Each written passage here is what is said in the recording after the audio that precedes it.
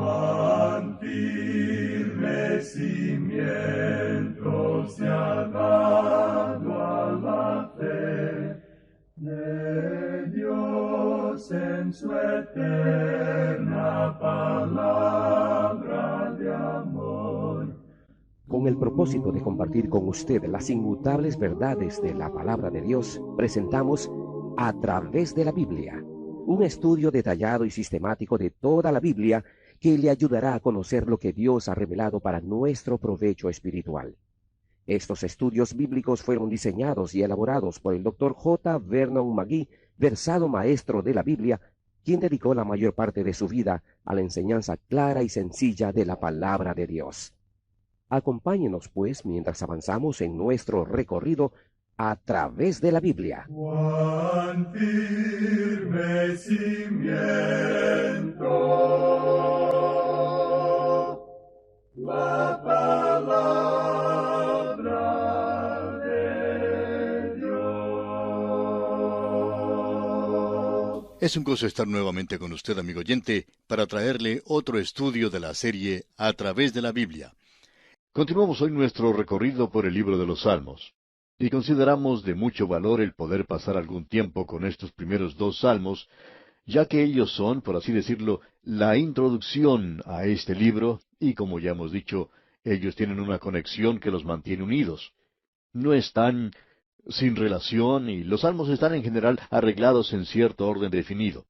Creemos que esa es una de las cosas que más se nota en este libro. Tienen un orden sistemático, no han sido colocados en un orden sin sentido. En el primer salmo tenemos en realidad al hombre perfecto, al hombre feliz. Lo consideramos un salmo mesiánico, aunque no es citado como tal en el Nuevo Testamento. Ahora, cuando llegamos al Salmo 2, vemos que este es verdaderamente un salmo mesiánico. Así es citado en el Nuevo Testamento. Es citado en unos 7 lugares diferentes en el Nuevo Testamento, y uno puede encontrar citas de este salmo en el libro de los Hechos de los Apóstoles, capítulo 4, también en el capítulo 13 del mismo libro de los Hechos, allá en la Epístola a los Hebreos, capítulo 1, y referencias al salmo en el libro de Apocalipsis, capítulos 2, 12 y 19. Esas son 7 referencias bien definidas en el Nuevo Testamento a este Salmo 2. Así es que lo podemos llamar en verdad un salmo mesiánico. Es uno de los 16 salmos que son verdaderamente mesiánicos. Pero como ya hemos indicado anteriormente, creemos que todos los salmos hablan de él. Este libro de Salmos es en realidad un himnario y todo es acerca de Cristo. Así es que en el Salmo 1 tenemos al hombre perfecto, al hombre feliz. Pero en el Salmo 2 tenemos al hombre en rebelión. Vemos a toda la humanidad en rebelión contra Dios. Qué cuadro del libro de Génesis el que tenemos, y esta es la sección de Génesis del libro de los Salmos. El hombre fue creado perfecto, el primer Adán en el jardín de Edén. ¿Y qué ocurrió? Él se convirtió en un hombre rebelde, huyó de Dios. Ya no busca a Dios, sino que trata de apartarse de Él. No tiene capacidad para Él. Vemos ahora que los hijos de Adán, la humanidad, si se nos permite, se encuentra en este Salmo 2. El Salmo 2 ha sido llamado el drama de las edades. No solo ha sido llamado eso, sino que contiene una declaración decisiva en cuanto al resultado de los hechos y las fuerzas que están en operación en la actualidad en el mundo.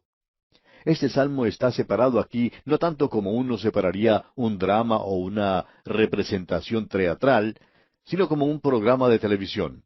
Aquí uno tiene una cámara en la tierra y otra cámara de televisión en el cielo. Eso es algo bastante dramático, ¿verdad?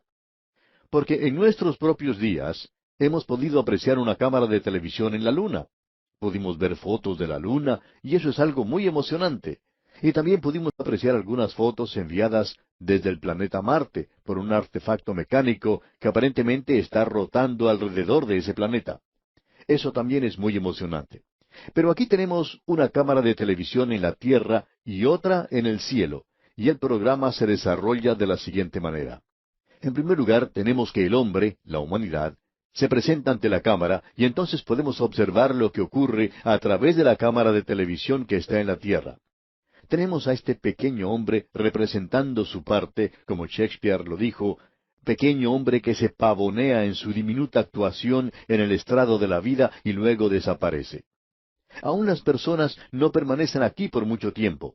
70 años es aparentemente un buen lapso para cualquier persona en este mundo. Y en realidad la humanidad no ha estado en este mundo, en esta tierra, por mucho tiempo.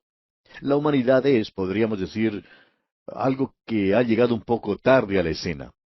El hombre realiza su pequeña representación y la cámara de televisión en la tierra se apaga. Se enciende ahora la cámara de televisión en el cielo, y Dios el Padre tiene algo que decir. Luego la cámara se mueve hacia la derecha de Dios y allí enfoca al Hijo de Dios, quien también dice algo. Luego la cámara de televisión en los cielos se apaga y se enciende una vez más la cámara en la tierra. Y la última palabra es dada de parte de Dios por el Espíritu Santo en la tierra. Y Él da una palabra de advertencia y de llamado a la humanidad aquí en este mundo. Ahora, con esto en mente, miremos este programa de televisión. Se enciende la cámara de televisión en la tierra y la humanidad está en escena y es hora para que la humanidad represente su parte. Ahora, ¿llegará la humanidad a ser una persona noble en su relación con Dios? Bueno, observemos. Leamos el primer versículo de este Salmo 2. ¿Por qué se amotinan las gentes y los pueblos piensan cosas vanas? Vemos aquí que las naciones del mundo se reúnen y sus gentes, las multitudes, se están congregando y ellos piensan cosas vanas. En realidad esta palabra vano quiere decir vacío. Cualquier cosa que los haya reunido a ellos en este gran movimiento de protesta nunca llegará a cumplirse. Está completamente vacío. Todo es producto de un sueño que nunca será realidad. Pues bien, veamos lo que es. Veamos el versículo 2 en su primera parte. Se levantarán los reyes de la tierra, y príncipes consultarán unidos. Ahora este es un movimiento de protesta bastante diferente. No es producto de algún grupo minoritario, sino que proviene de un grupo ya establecido. Aquí se encuentran los reyes, los gobernantes políticos, y los príncipes que aquí se menciona son los guías religiosos. Todos ellos aquí están unidos al unirse la política, la iglesia y la religión. Ahora, ¿qué es lo que los reúne a ellos en esta ira y furor tan grandes y esta cosa vacía? Pues lo alarmante es que se reúnen contra Jehová el Señor y contra su ungido. Ahora ellos están unidos contra Jehová y contra el Mesías porque esa es la palabra que utilizada. Y esa palabra Mesías, que se llevó al Nuevo Testamento en el griego, es Cristas. Y nos llega en nuestro idioma castellano como Cristo. Aquí pues tenemos un gran movimiento, un movimiento mundial contra Dios y contra Cristo. La pregunta siempre ha sido, ¿cuándo comenzó este movimiento? Pues bien, este movimiento comenzó hace más de 2000 años, se nos dice allá en el capítulo 4 del libro de los Hechos de los Apóstoles. Allí se nos dice de la primera persecución que sufrió la iglesia, y cuando los apóstoles fueron liberados, ellos regresaron a la iglesia, y la iglesia elevó entonces su voz y dio gracias a Dios, y luego mencionaron este salmo, que por boca de David tu siervo dijiste, ¿por qué se amotinan las gentes y los pueblos piensan cosas vanas? Se reunieron los reyes de la tierra, y los príncipes se juntaron en uno contra el Señor y contra su Cristo. Ahora, ¿cuándo comenzó todo esto? Bien, no se nos deja que utilicemos nuestra imaginación en esto. El Espíritu de Dios nos da la interpretación, y aquí la tenemos en el capítulo 4 del libro de los Hechos de los Apóstoles, versículo 27. Leamos. Porque verdaderamente se unieron en esta ciudad contra tu santo Hijo Jesús, a quien ungiste, Herodes y Poncio Pilato, con los gentiles y el pueblo de Israel. Aquí vemos a los gentiles con sus guías, su religión con sus guías y los gobernantes políticos y religiosos, todos reuniéndose contra Dios y contra Cristo. Ahora esto es algo que parece increíble y alguien quizá diga, bueno, es algo difícil para mí creer eso en este momento. Yo no creo que el mundo esté contra Cristo. Bueno, observemos esto, amigo oyente. Este movimiento comenzó cuando Herodes y Poncio Pilato se hicieron amigos, y por primera vez los gobernantes religiosos y Pilato se pusieron de acuerdo, y Jesucristo fue clavado en una cruz. Eso inició el movimiento que creció de tal manera que llegó a nosotros a través de los siglos, y que finalmente culminará en un poderoso crescendo sobre esta tierra, una rebelión gigantesca de todo el mundo contra Dios y contra Cristo. Muchos de nosotros creemos que encontrará su punto final durante el tiempo de la gran tribulación, después que la iglesia haya sido llevada, quitada de este mundo. Y eso es un poco difícil de creer para la gente en la actualidad. Nosotros podemos decir, gracias a la información que tenemos en este libro, de la dirección que está siguiendo este mundo, que debemos utilizar muchos detalles aquí para aclarar todo esto. Pero quisiéramos añadir aquí que el mundo en la actualidad no está opuesto a un Cristo, a un Jesús liberal. El Jesús del liberalismo nunca vivió y creemos que eso lo podemos probar porque no tenemos ninguna información de él. El Jesús del liberalismo no nació de una virgen, no hizo ninguna clase de milagros, tampoco murió por los pecados del mundo y no resucitó de la tumba. El único Jesús que vivió está mencionado aquí en la palabra de Dios, y Él tuvo un nacimiento virginal, Él hizo milagros, Él murió por los pecados del mundo y se levantó nuevamente de la tumba para nuestra justificación. Ahora ese es el único Jesús del cual tenemos documentación histórica. Pero el Jesús del liberalismo es un producto de la imaginación. Él es el Jesucristo superestrella y toda esa clase de cosas que agrada al hombre del mundo. Pero al Jesús de la Biblia, ellos no están preparados para aceptarlo aún. El día de hoy tenemos a grandes naciones que están edificadas bajo una política, una filosofía de ateísmo que no es simplemente neutral, sino que es un ateísmo activo, una oposición contra Dios, y eso es fuera de lo común. Y es algo que se desarrolló durante nuestra época, por lo menos durante los días de muchos de nosotros, y son ateas. Las grandes naciones del pasado nunca fueron ateas. Ellas fueron naciones politeístas, es decir, adoraban a muchos dioses, pero nunca fueron ateas. Existe ahora una oposición activa contra Dios y contra Cristo. Ahora usted me pregunta, ¿y cómo es eso? ¿Cómo lo podemos demostrar? Bueno, aquí lo tenemos. Veamos el versículo 3 de este Salmo 2. Rompamos sus ligaduras y echemos de nosotros sus cuerdas. Bien, Dios ha puesto ciertas ligaduras sobre la humanidad. Quisiéramos mencionar algunas de ellas. El matrimonio es una. Los hombres en la actualidad están tratando por todos los medios a su alcance de librarse del matrimonio. Dios no lo dio simplemente para los creyentes, sino que Él dio el matrimonio para toda la humanidad, para el bien de ella. Él no lo dio simplemente para herir a la humanidad. Fue Dios quien los hizo varón y mujer, y creó en ellos un amor del uno para con el otro. Cuando Dios creó a la mujer, ella fue creada para ser una ayuda idónea para el hombre. Y eso quiere decir que ella es la otra mitad de él, para que respondiera al hombre, para que éste fuera completo. Fue Dios quien trajo esa relación maravillosa de amor a este mundo. Pero en la actualidad, los hombres quieren librarse de esta obligación del matrimonio. Rompamos sus ligaduras y echemos de nosotros sus cuerdas, dicen. También en la actualidad quieren librarse de los 10 mandamientos. Quieren quitarse de encima las leyes de Dios, leyes que protegen la vida humana y que protegen la humanidad y que considera que hay algunas cosas que son sagradas. Dice que algunas cosas son correctas y que otras están equivocadas, están mal. Contra eso es que los hombres se están rebelando. ¿Qué es lo que Dios va a hacer en cuanto a esto? Bueno, esa cámara de televisión se apaga ahora. Esta es una cosa terrible la que está teniendo lugar en la tierra. Amigo oyente, este es un mundo malvado en el cual usted y yo vivimos. ¿Qué es lo que sucede entonces? Bueno, leamos el versículo 4 de este Salmo 2. El que mora en los cielos se reirá. El Señor se burlará de ellos. Esa risa de Dios no es una risa de humor, aunque Dios tiene un sentido del humor. Lo que tenemos aquí es una risa causada al ver lo ridículo que todo esto es. Pues imagínese usted a este pequeño hombre osando rebelarse contra Dios, presentándose ante Él y sacudiendo su puño contra el cielo y diciendo a Dios que salga a pelear contra Él. Y Dios se ríe. Es tan ridículo, amigo oyente, esta pequeña e insignificante humanidad aquí abajo, no interesa quién sea, puede dárselas de muy importante y usar palabras grandes tratando de inflarse y soplar para poder derribar la casa.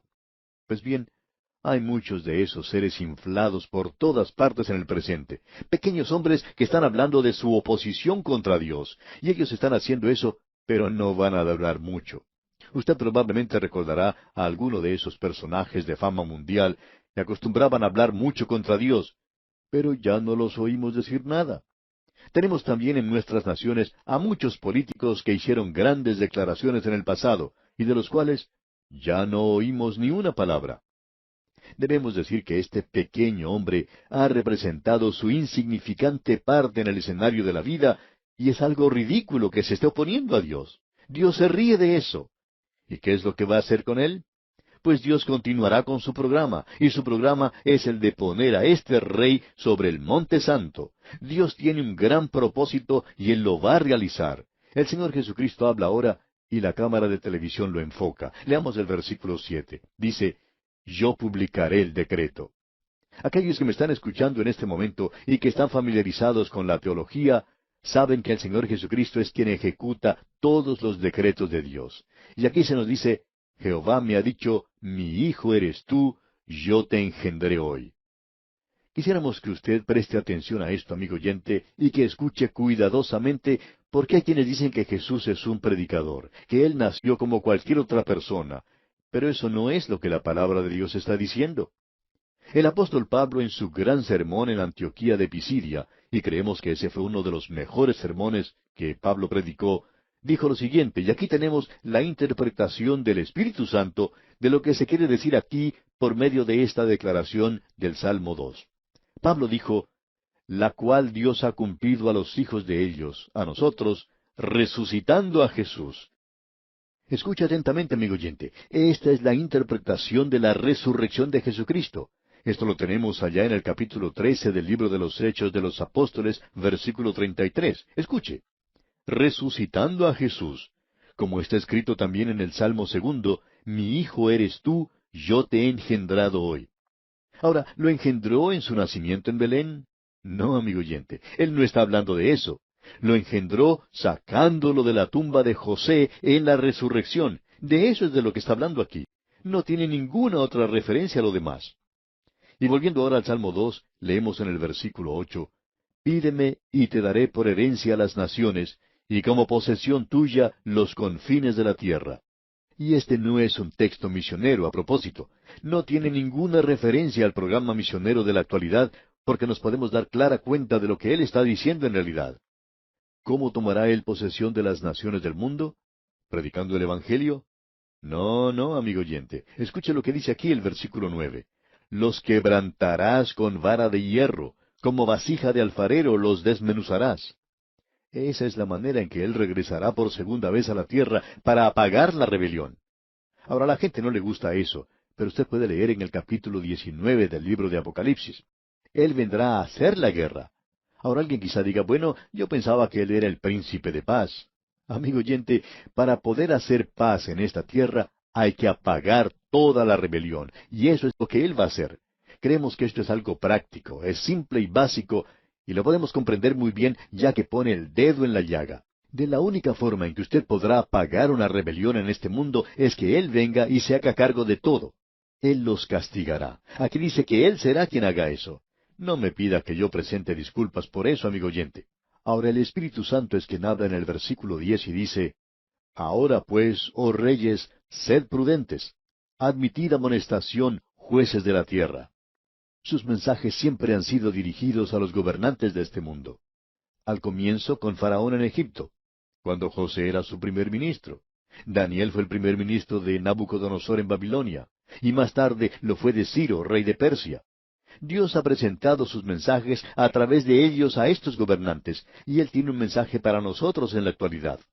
En el versículo 12 podemos leer en su primera parte, honrad al Hijo para que no se enoje. Un profesor de un seminario teológico, el doctor George Gill, acostumbraba a decir que esta era la forma del Antiguo Testamento de decir, cree en el Señor Jesucristo y serás salvo. Y eso es lo que el Espíritu de Dios está diciendo al hombre en la actualidad. Cree en el Señor Jesucristo. Usted recuerda que alguien vino y lo adoró y le dio un beso al Señor Jesús aquí en la tierra. Fue Judas. Y usted recuerda que aún en el último momento el Señor Jesucristo le dijo, amigo, ¿a qué vienes? Él le podía decir a Judas, tú has cumplido con la profecía, quizá has sido predestinado a traicionarme, pero no has sido predestinado a perderte. Aún te puedo llamar mi amigo, y tú puedes cambiar ese beso de traición por un beso de recepción. En el versículo 12 de este Salmo 2 leemos, honrad al Hijo para que no se enoje, y perezcáis en el camino, pues se inflama de pronto su ira. Bienaventurados todos los que en Él confían. Usted puede poner su confianza en Él, amigo oyente. Eso nos indica que usted tiene algo que hacer con el Señor Jesucristo, no importa quién sea usted. O usted viene a Él y le recibe como su Salvador, o algún día usted tendrá que presentarse ante Él en su presencia para ser juzgado. Él o bien es su Salvador, o bien será su juez. No puede ser ambos. Él tiene que ser uno solo. Usted lo puede tener hoy como su Salvador. El Espíritu Santo en este mismo momento le está diciendo a usted, honrad al Hijo, cree en el Señor Jesucristo y serás salvo. Y aún se pronuncian estas palabras, bienaventurados todos los que en Él confían. Este es un plan maravilloso, amigo oyente. Tiene su mirada puesta en la segunda venida de Cristo y también mira hacia el pasado y observa la primera llegada de Cristo. Dios le levantó a Él de entre los muertos y Él está sentado hoy a la diestra de Dios y algún día vendrá a establecer su reino. Este es un salmo maravilloso. Amigo oyente, estamos ya al final de este programa, pero no deseamos concluir sin antes invitarle una vez más a que usted tome el paso decisivo de aceptar en este momento a Cristo Jesús como su Salvador personal. El Señor Jesucristo está esperándole con los brazos abiertos. Él desea darle la salvación. Él ya ha tomado el paso inicial, pero usted tiene que tomar el paso decisivo. Usted tiene que acudir a Él. Usted tiene que acercarse a Él y decirle, Señor, ven a mi corazón, entra en Él, sálvame. Hágalo ahora, amigo oyente. Acuda al Señor Jesucristo y puedo asegurarle que no se verá defraudado. Ábrale hoy las puertas de su corazón y sea salvo por toda la eternidad. Dios le ayude a hacerlo. Y así concluimos nuestro estudio de este Salmo 2. Dios mediante, en nuestro próximo programa, continuaremos nuestro recorrido por este libro de los Salmos y vamos a observar lo que nos dice el Salmo 3.